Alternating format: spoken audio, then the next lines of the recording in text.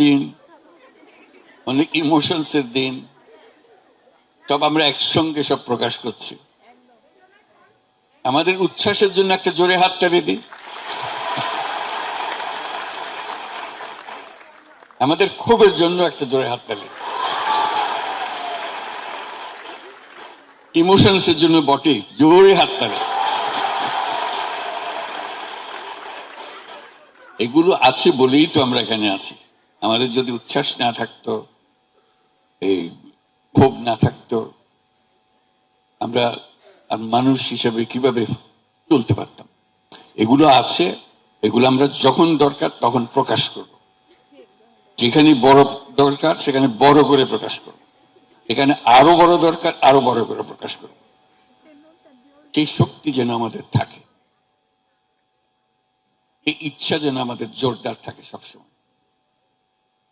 আজকে আমার জন্য একটা ঐতিহাসিক দিন, তোমাদের সঙ্গে সাক্ষাৎ পাওয়ার একটা বড় সুযোগের দিন।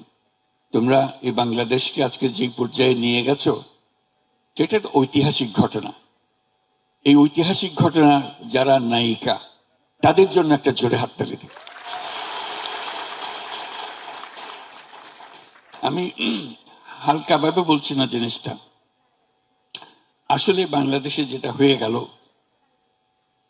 এটার নজির পৃথিবীতে খুঁজে পাওয়া যাবে না।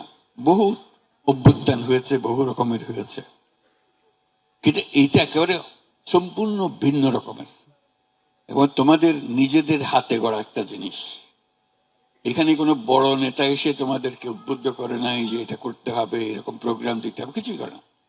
তোমরা স্বতঃস্ফূর্ত ভাবে করেছো এবং মেয়ে বলেছে তোমাদের আলাদা করে কেউ ডেকে নিয়ে গেছে না, তাই না? তোমরা নিজেরা এগিয়ে এসছো যে আমরা আছি, এটা আমাদের দাবি, আমাদের জিনিস। সেই জন্য আজকে যে বাংলাদেশের মেয়েরা, স্কুলের মেয়ে, কলেজের মেয়ে, বিশ্ববিদ্যালয়ের মেয়ে, চাকরিজীবী মেয়ে, যে যেখান থেকে বেরোছে, পরিবারের মেয়ে, সবাই এসে এটাতে যোগ দিয়েছে এবং সমানভাবে এগিয়ে এসছে। এটা বাংলাদেশকে একেবারে পরিবর্তন করে দিয়েছে। এটা বাংলাদেশ, ওই আগের বাংলাদেশ, 5ই আগস্টের আগের বাংলাদেশ এটা আর নাই। এটা একটা নতুন বাংলাদেশ, যেটা তোমরা বারে বারে বলছো, মানুষ শুনছে কিনা জানি না, কিন্তু এইটাই হলো বাস্তব। এই নতুন বাংলাদেশ আমরা গড়বই, এটা হলো আমাদের শপথ। তোমরা যারা রাস্তায় বেরিয়ে এসছিলে, তোমরা যারা প্রাণ দেওয়ার জন্য তৈরি হয়ে এসছিলে, কেউ প্রাণ দিয়েছে, কেউ আহত হয়েছে, যে আহত যে আছে এখানে আছে না, আছে, দেখি একটু দাঁড়াও তো, তুমি একটু দাঁড়াও। তার কি গোস্বা, তার জন্য একটা জোরে হাততালি।